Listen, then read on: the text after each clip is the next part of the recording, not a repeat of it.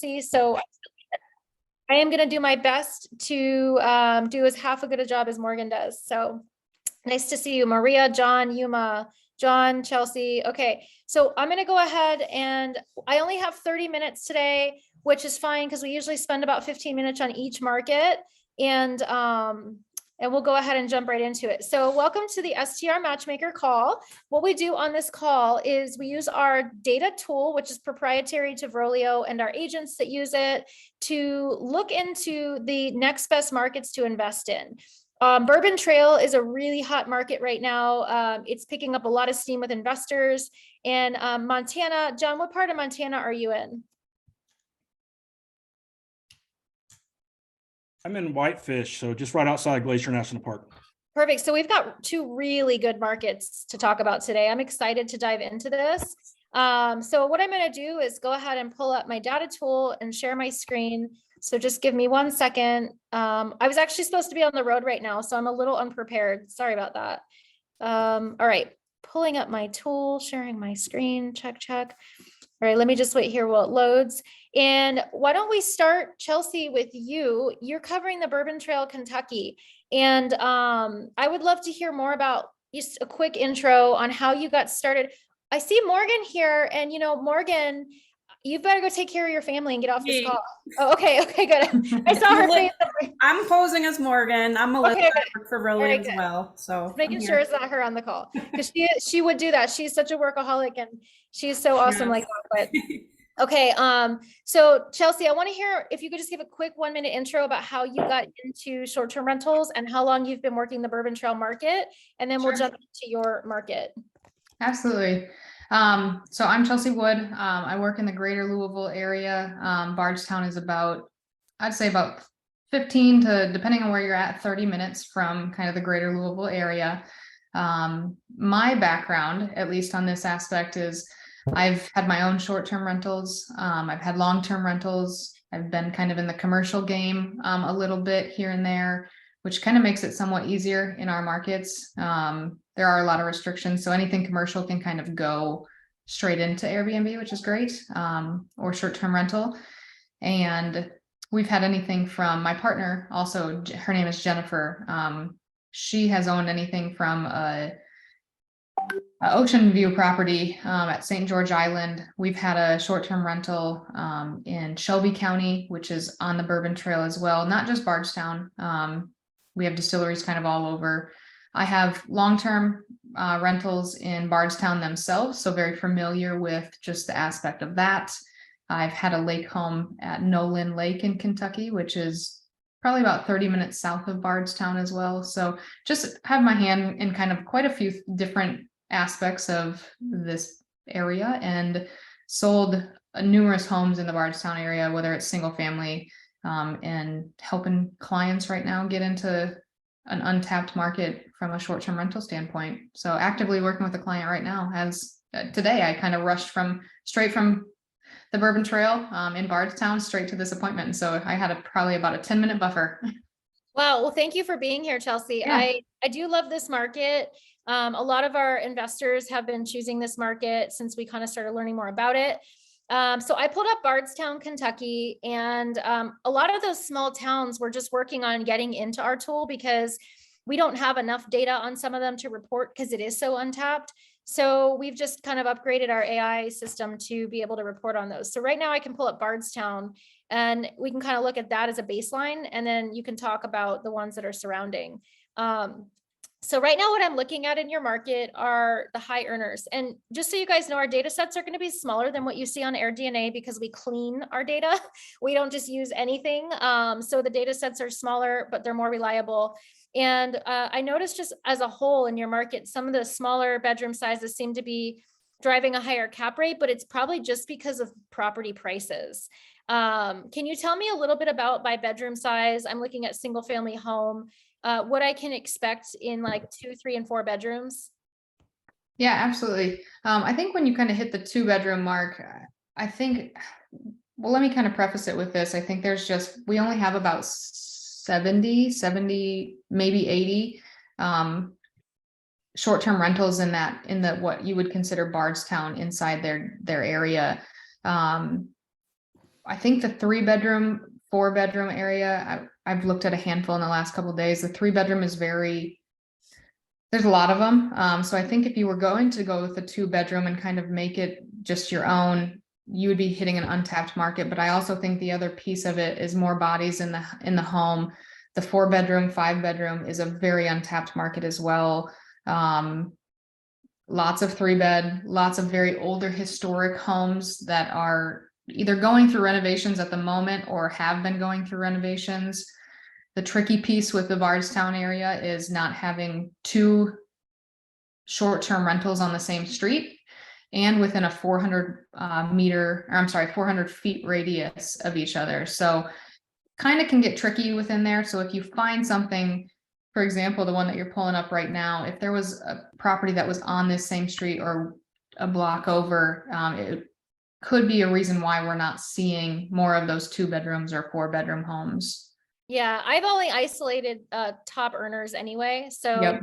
after we clean our data set, we're usually left with about half of what we could work with. And then out of that, we're only looking at top earners. So what's interesting is Bardstown has, from the clean data set, 8 top earners, and they all look to be like this cottage style historical home, which is painting me a picture that if I were to invest there, I'd want to get like a cottage style historical type home. Is there a lot of that out there? Yes, and like I said, there's been a lot of renovations done recently. I think, yes, you have a handful of older cottagey historic homes, some homes even being built in the 1700s, some in the 1800s. So you're going to get a really cool vibe from the home, whether it's just the aesthetic of the home, the exterior of the home, natural wood flooring. But I am seeing some just standard single family homes in there as well. Awesome. Great to know. And I'm also seeing what you had mentioned about the saturation. So we're looking right now at the saturation in your market. Yeah. And it looks like it's so saturated with 3 bedrooms. Like I'm competing with 83% of the properties if I buy a 3-bedroom. So it might be interesting to look at the 2s and the 4s in your market, or even buying a 3 at a 3 price point and converting it to a 4. Is that hard to do there? The conversion piece could potentially be difficult. If you're within, so Bardstown is just a very historic town in general.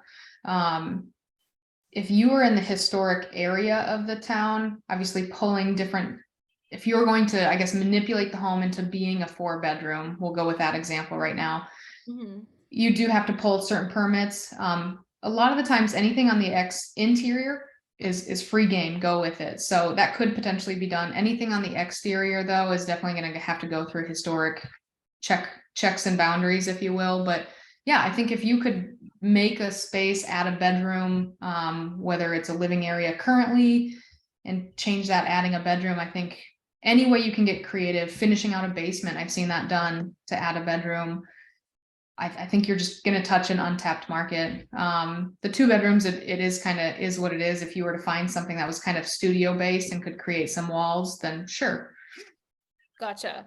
Now, price point wise, I'm seeing here, like we update this once a month, which you guys are getting your MLS data every day updated. Is this showing an accurate representation of what I can expect to pay for each bedroom size? Yes and no. I think from a standpoint, I'm just kind of looking over it as we speak. I would say yes on the maybe 2 and 3 bedroom. I mean, yesterday and today, and I've looked at probably 7 different homes that were 3-bedroom. One was 4-bedroom. We've been looking in the $500-$600 mark. But those have also been very historic homes that have been built in the 1700s. So they also bring a different aspect to it as well. Yeah, let me see if the prices change based on earning. Yeah, it looks like, okay. So it sounds like you know of some inventory that you can get that's a little bit higher than this in that 4+ bedroom. But it might be like a top earning material. So it could be. Let me ask you this too. Are these pulling from the MLS, your stats?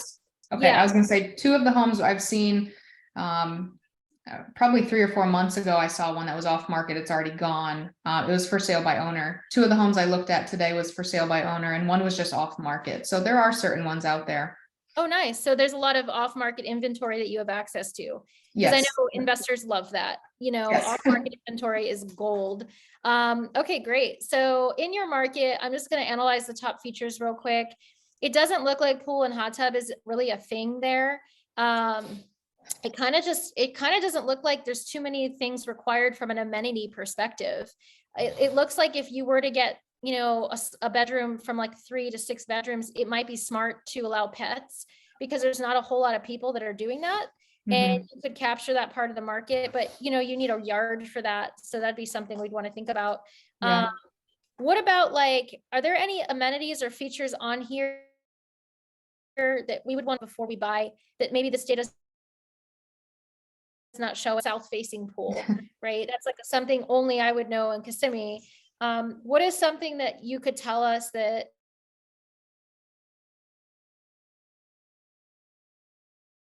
Hit it on the head.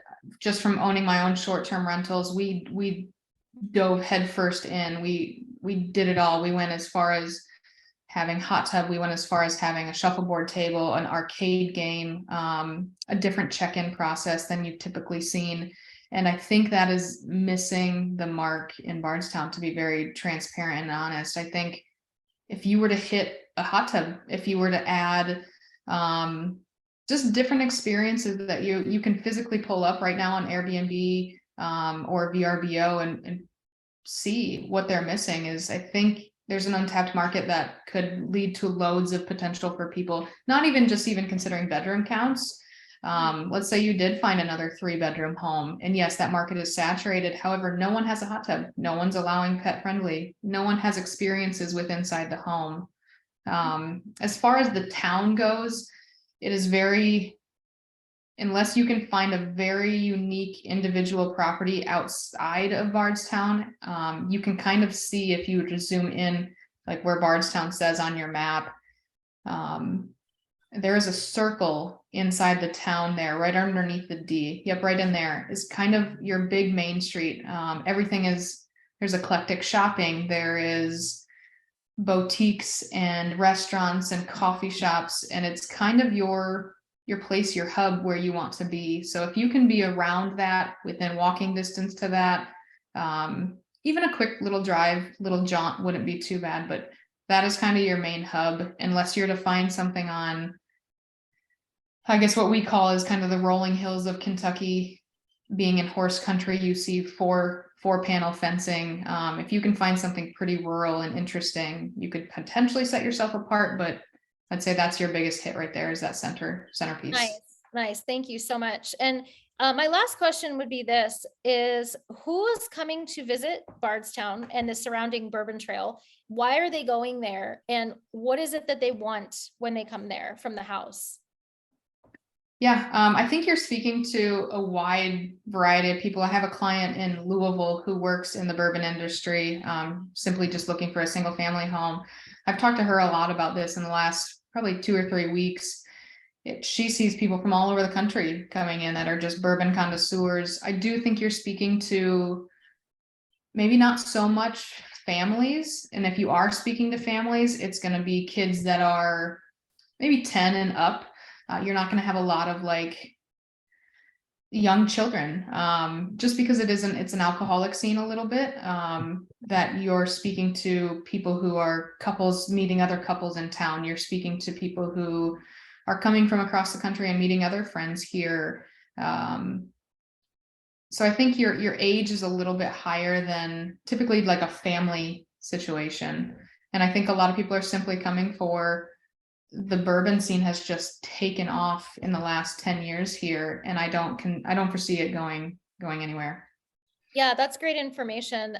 So you say it's more of like adults that are traveling there. So it makes me kind of think for the house itself, I don't want to focus on too many things that are kid related or family related, maybe kind of focusing on that older demographic that appreciates you know, good bourbon. And, you know, people spend a lot of money on bourbon, right? Yes. Especially a good one, like a good kind. So we're talking about a demographic that spends money on luxuries, which I think good bourbon would be considered a luxury. Some people might consider it a necessity, but maybe that's a problem. So people that spend money on luxuries like that, they're probably willing to spend a little more on the house itself they're staying in if it's nice. I mean, Yeah. would you agree with that? Okay, cool. I would absolutely. And I think even taking it from, again, what you said, like a luxury standpoint, and maybe it's not having a bunkhouse in one of the rooms. Maybe it's luxury king beds that you can finagle just to make look luxury. So Awesome. Okay, great. So I just want to find out if anyone has questions for, I think it's Chelsea, right? Chelsea? yes, correct. Yep. Not today, but for Chelsea, with, because I can't see the screen. I don't know who's raising their hand and who's not. So if you guys have questions for Chelsea, just jump in right now and she can answer them. Otherwise, we can save them till the end. Do we have any questions, Melissa? Chelsea, Yes. I have a question. Obviously, you answered bunk beds because it was my first thought. Like, okay, when I'm drinking bourbon, I want to be on the second bunk. That's the fact. And obviously, I'm not throwing my kids there. So bunk beds are off. Another one, do you guys have garages? Because older houses, like if we talk about built like 17th, 18th, 19th century, even beginning of 20th century, even 50s, lots of houses don't have garages. It meaning like if we're trying to convert rooms into more spaces, so garage is probably one of the places where you can, you know, add extra bedroom or whatever, playroom, I don't know, something. Yeah, it's hit or miss. I think if you do some of your historic older homes, if you have seen garages on them, they've been an addition at a later time, if the lot allows. If I were to probably put a percentage on it, I'd probably say 60, maybe 70% do not have garages. It's kind of common to not, just because it's such a historic. Now, as you leave kind of that hub circle that I spoke about, you might start to find more garages if it allows. But some of the ones that you're clicking on currently, I can already tell you that they don't have garages. I mean, from our data set, after we cleaned it, we only have 8 top earners in this market, and I haven't seen one with a garage yet. Yeah. I'm clicking on all of them, so I'm trying to see like, do they? And I don't see any of them that have a garage. So it's necessary in order to be a top earner, from what I can see. Maybe that's a garage. I'm not sure. It doesn't look like it. It could be. I do know that house was a renovation. They renovated that one to turn, so it could be a garage, maybe conformed. Okay, great. Yeah, it's cute houses, really cute. Mhm. Well, I do love this market. So Chelsea, I want to thank you for talking about it. We're going to jump over to John to talk about Montana next. And I'm very excited to hear about Montana because I think this is the first time we've ever had anyone talk about it before. And it's such a beautiful place to visit. So John, thanks for joining us on the call today. Yeah, happy to be here. Great. Tell us, if you could take like 1 minute and just tell us about your background, how you got into STR and how long you've been in Montana and doing this for. Yeah, so I started short-term rentals started looking in 2018 and purchased my first in 2019 outside of another national park out in the Smoky Mountains where I started. And so I have a couple properties out there and growing, and then been in real estate for a little over a decade. Started off in Austin, Texas, but the short-term rental game there was so difficult with regulation. So that, you know, they just crowded it out. So anyway, I've been up in Montana for a little over a year now. Nice. Really excited to work. This is a great market for short-term rentals. Obviously, it's a national park market. It's a vacation rental market. We've got ski town. You know, people come up here for that vacation of a lifetime and they need a place to stay. So it's been fantastic. We get investors from all over the country. Once they've been here once, they want to buy that place and put it on the rental program and come up and visit as often as they can. It's kind of one of those bucket list destinations for so many people. I love it. Give me the name of the city one more time so I can pull it up here. Yeah, I'm in Whitefish. Whitefish. Oh, there it is. We have it. Perfect. Yep. Okay, let me get all of them in here. All right. So Whitefish, Montana, and this is near Glacier National Park. Let me pull up our high earners. Glacier, Yeah. okay, it's So beautiful. Whitefish is where the ski resort is, and they're kind of clustered on the northeast side of the lake there. You can kind of see them up just north of town. Mhm. That whole cluster of that's the ski area. So lots of short-term rentals in that ski area. They do really well in the wintertime. But the summertime, the national park's the big destination up here. Ooh, nice. Yeah, Yeah. okay, I can imagine. So my first question is obviously, because I'm just looking at top earners, my first question is like, who can afford this? With an average price at 3.9, how can you hack this for us? Because I want to buy, I'm looking at 4 bedrooms, they're driving almost to 10 cap, right? My eye's going there, or it's going to like a two bedroom, which is driving almost to 10 cap. Very little competition on the 2, probably a good amount of competition on the 4. So maybe I'm looking at the 2, and sales prices are looking around $1 million. So how can I get a top earner in your market without spending $1 million, or is it not possible? It's difficult. Okay. You've got to go away from the slopes. You're not going to get a ski in, ski out top earner for $1 million. You're going to go maybe one of these secondary markets, Columbia Falls, Kalispell, one of the smaller towns. But if you in the Glacier National Park is up to the northeast there, so one of those little smaller towns, those are going to be the ones that offer the best return on your investment. Gotcha. So it looks like if I am an investor and I have a bigger budget, like of at least $1 million to enter into your market, that these are some gorgeous properties. I mean, not all of the top earners are in that ski town, which is good news. That means that we could buy somewhere that's not on a lake too and still have a top earner. Right. I'm just pulling one up right now. So some of the links, sometimes guys, when they don't go straight to the property, it's because it was taken down by the owner. Because we update them once a month. This one's so nice. Okay, so this is considered a luxury stay. I want to take a look at this one. Oh yeah. View over Wow. Whitefish Lake for sure. That's beautiful. This is so beautiful. So I don't know what they paid for this, but I would imagine, I don't know how many bedrooms and bathrooms. Looks like we've got 8 bedrooms and 8 bathrooms. So this is a mega luxury property. Let's just look at the data and see like what these are going for. I know that their competition for mega luxury properties in that market is like nothing, because we don't even have 8 bedrooms on the chart. So there's less than like 1% of them. So we're probably looking at a few $1 million to get into this, right? At least probably closer to 8 to 10. Okay, Yeah. this is an 8 to 10 one. Now, who's buying these? Like, why are people like, okay, who are the people that are coming to your market? Like, who is your ideal client? Is this kind of like the house that you want to sell them, or that you think they should buy? Or is there something for everybody, or is it more just the luxury buyer?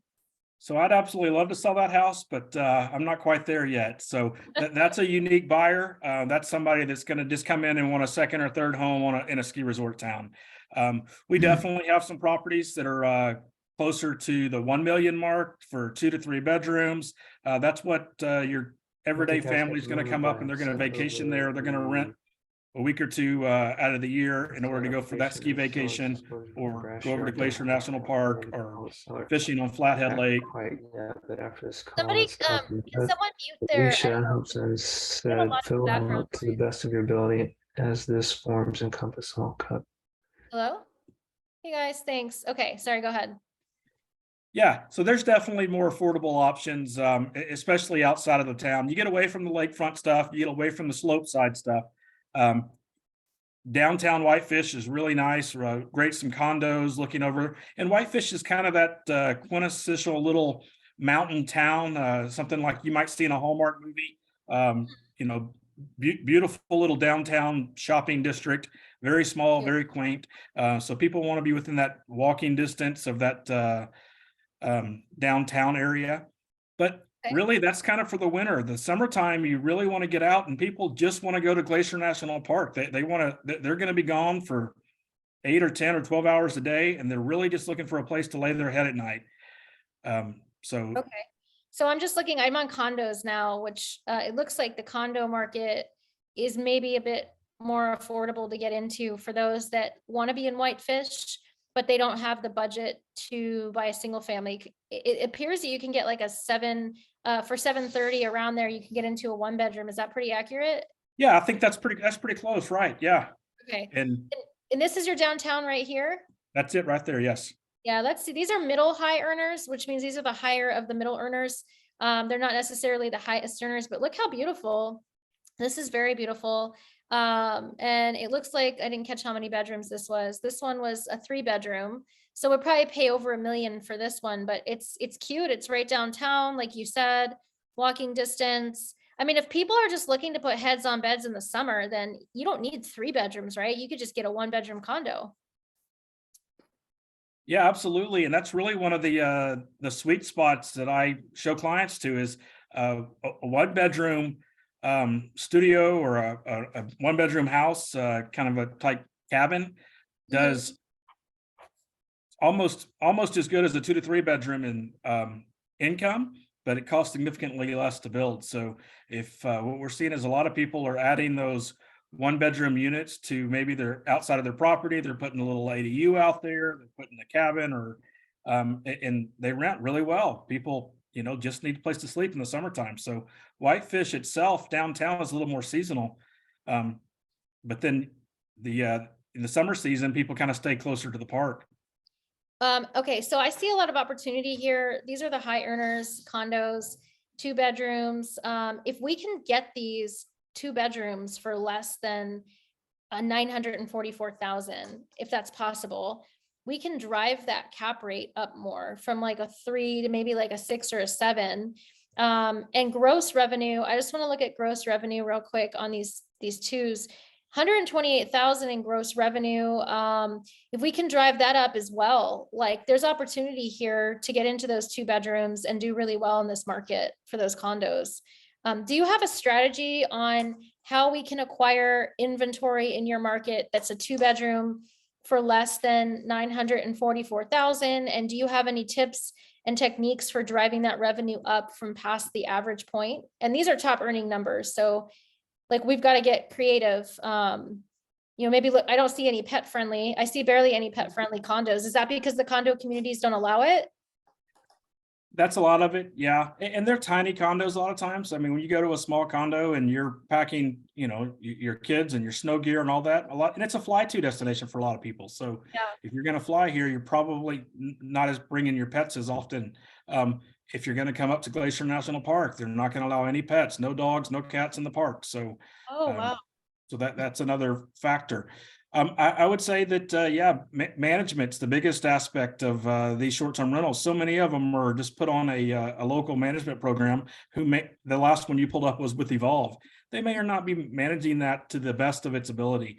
Those are going to be your nationwide management companies that don't have somebody on the ground here. They're not integrally involved in the marketing of it, the taking care of the property. So finding somebody that's local is going to be your best bet to really get to that top earner status. Yeah, I kind of feel like that's the case in every market, is getting that Absolutely. good local manager. I can't rely on these corporate large property managers. I don't trust them because they're just too disconnected from what the people want in that market and what the demand is and the status and the expectation. Like we need to be able to drive that guest experience and really know who that person is that's staying there. So this one is a penthouse condo. Looks like it is 3 bedrooms from what, let me see, 2-bedroom condo. This one's nice too. It says winter only with free lift ticket. That's an interesting marketing campaign there. So what I want to see if there's any difference between the locations of the top earners of the condos and the bottom earner condos, or if there's really just, because location can sometimes play a factor. And sometimes it's just like you said, it's strictly management. So I can see here that we do have some more clusters when we pull up the bottom earners. I wish I'm gonna overlay them together so we can see both of them. Hold on one second. So I just want to see the top earners with the bottom earners. It looks like this area right here, for whatever reason, this is not a good renting area. Because we have no top earners here, but we have all bottom earner condos. And then the same with this little cluster right here. Do you know anything about what's going on with this little cluster here? Is it just too expensive maybe for the rates that it brings in? Yeah, I think those are probably, they're in between the ski area and downtown. So they're not really close to either, and they're dated. That's one of our oldest developments. They're 50 plus years old and they have not been updated. There's just too many brand new, beautiful properties that are either in town or right on the mountain that nobody's going to go with one of those old dated communities. Okay, that makes a lot of sense. Thanks for clarifying that. Because yeah, it looks like, we've only got one top earner in that little cluster. And then we do see like over here where it's mixed, where you have half of them are top earners, half of them are bottom earners. Well, I'd say more than half are top earners, but this is probably the difference you're talking about between good management and bad management, because like, how could these two houses, these two condos that are probably very similar be right next to each other? And one is performing at the top of the market and one is performing at the bottom of the market. So it kind of looks like you can either go wrong on location, which is this neighborhood right here, or this little cluster here, or you can just go wrong on management, like you said. Now, do you have any managers that you work with? Yeah, we have one that Stump Down Vacation Rentals is I work with them. I also manage my own, for me, I'd rather not put them on a program. I'd rather just do it.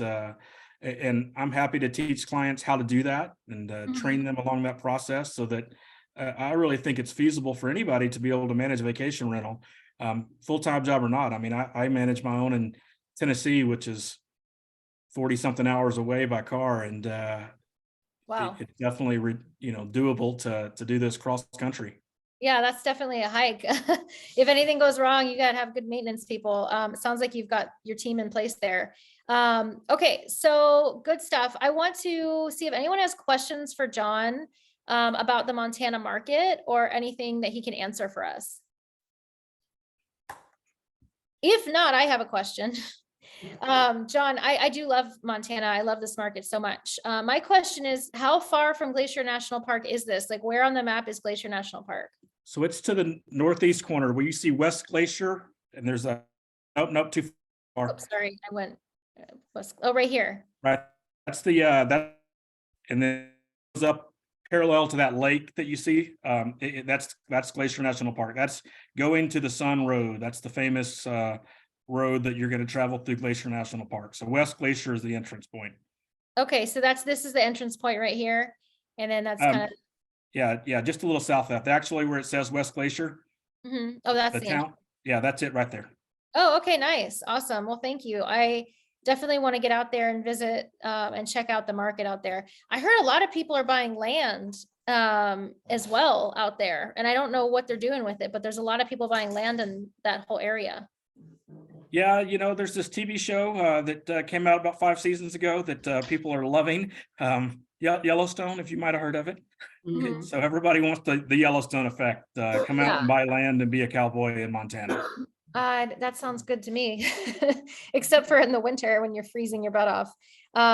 As a Floridian, I say that. Keep in mind, the only person on this call from Florida, probably. So, okay, cool. Well, I want to thank both of you guys, Chelsea and John, for being on today's call. This was fantastic. We recorded it, and we're going to send this out to all of our listeners that wanted a recorded copy.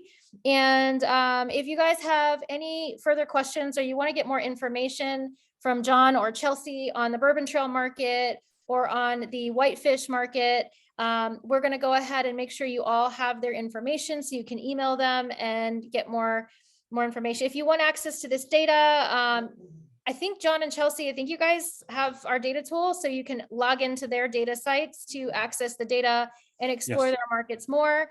And yeah, thank you guys so much. And hopefully Morgan will be back for the next call because she does a way better job than I do. So thank you guys for being here today. And hopefully we got all your questions answered. Does anyone, before I hop off, just in case, because I go kind of fast, does anyone have any questions? I have a question. Oh, you do? Okay, good. How much is the new construction per square foot? Because you guys have lots of land, and my kids actually go snowmobiling in Montana a lot, and they were looking at land, and something didn't work out with people who are selling land, and actually it was quite decent price. They were looking for 20 acres for close to 800,000, something like that. So what about building construction? Yeah, it's going to vary, to quality. I would say you're starting around upper $200 to $300 a square foot. Realistically, what you're going to pay for a high-end, not luxury, but just a nice high-end property. Well, you're cheaper than Utah. Oh, yeah. Actually cheaper than I was thinking. I've heard those prices in Yeah. the North Carolina mountains, so that's actually not too bad. They have these beautiful, I don't know what they're looking to build, but they have these beautiful A-frame homes. I'm gonna just pull it up real quick and show you guys. Mhm. It would be beautiful to build out there on some land. It's a modular, but they're incredible, and you still have to get a contractor to build it for you. Let me pull it Yeah. up real quick and show you. But But I might, they're A-frames do really well in this manufactured, market. right? People, I get comments all the time. I want a nice A-frame cabin up here, so. yeah, this is the This one is I'm looking to build. beautiful. It's so beautiful. And you know, it's not gonna probably cost you much less than building it traditionally, but it's a pretty gorgeous house inside. I've seen a lot of these on Instagram becoming like, you know, Instagram famous, but this is the kind of house, like if I was out there, I'd be building something like this. This is, Absolutely. That would do fantastic in this yeah. market. I'm gonna put that link in the chat for you guys so you have it. Yeah, please do. It's really cool. And it's actually will be cheaper if you think about manufacturing. And I know only because, like I said, my kids are in development in construction, so prices is, Yeah, they could probably get a better price on it as well because they know what they're doing. So yeah. great. Well, I just put it in the chat. So everyone grab that. And I do have to hop on the road now. So I've got to end the call. But I want to thank you guys again for being here. And if you want a recording of this, just let us know. Thank you so much. Catch you all Thank later you. on the next call. Thanks. Thank Bye. you, Erica. Thank you, guys. Nice Thanks, to meet you. Maria. Take care. Bye-bye. You too. Bye. See you later.